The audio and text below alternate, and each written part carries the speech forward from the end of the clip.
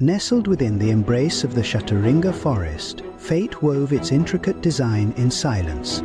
The towering trees bore witness to a man's despair and a woman's unyielding devotion.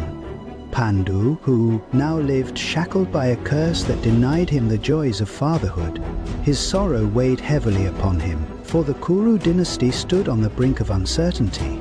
Yet, in the depths of his anguish, destiny had already placed an answer in his path, one that would alter the course of history. Kunti turned to Pandu and revealed the truth of Kauravas' blessing. At first he was stunned, unable to fathom that such divine power had rested in his wife's hands all along, but as the weight of their predicament bore down upon him, clarity dawned. If the gods themselves had bestowed this boon upon Kunti, then perhaps this was the will of the heavens, the path meant for their lineage to endure. With Pandu's consent, Kunti prepared for the sacred invocation. She bathed in the cool, pure waters of the river, the silver moon casting its gentle glow upon her. Dressed in simple yet sanctified garments, she stood beneath the vast expanse of the starlit sky.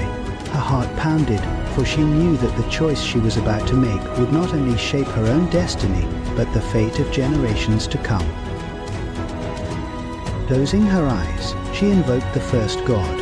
The words of Durvasa's mantra, forgotten for years, flowed effortlessly from her lips. The air grew still, and then a divine presence descended from the heavens. First, she called upon Yama, the god of justice. From him, Yudhishthira was born, a prince of wisdom and virtue. Then, she summoned Vayu, the mighty wind god, and bore Bhima, a child of immense strength. Finally, she invoked Indra, the king of the heavens.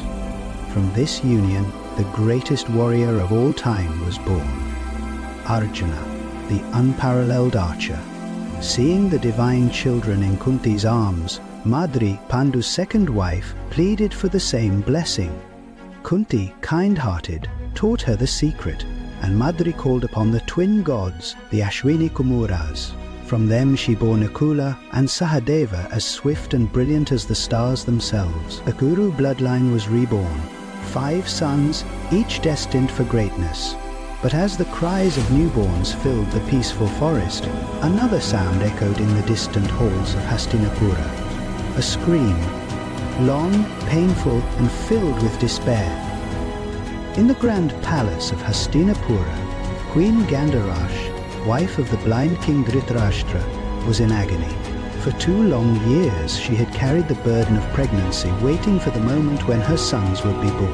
And yet no child came. The palace whispered of omens, of an unnatural delay, of fate itself denying her the right to be the first mother of Hastinapura's next generation. And then, finally, something emerged. Not a child, not a prince, but a lump of lifeless flesh. It hit the floor with a sickening sound, cold and unmoving. The chamber was silent. Gandhari's heart shattered. Was this to be her fate? To be left childless, while Kunti, living in exile, bore sons of gods? But then sage Vyasa arrived. He examined the lifeless mass and declared that all was not lost. With his divine wisdom, he divided the flesh into 100 pieces and placed them into sacred pots of ghee. The chamber was filled with uncertainty. Days passed. Then the first pot trembled, a crack formed, and from it a wailing cry emerged. A boy, a prince, Duryodhana. The moment he took his first breath, the palace dogs howled in terror. The air grew heavy, thick with something unseen. Even the elders of the court shuddered as an unshakable dread settled over them. One by one, the other pots cracked open, releasing 100 sons into the world. The Kauravas were born. The fates of the 2 bloodlines had been sealed.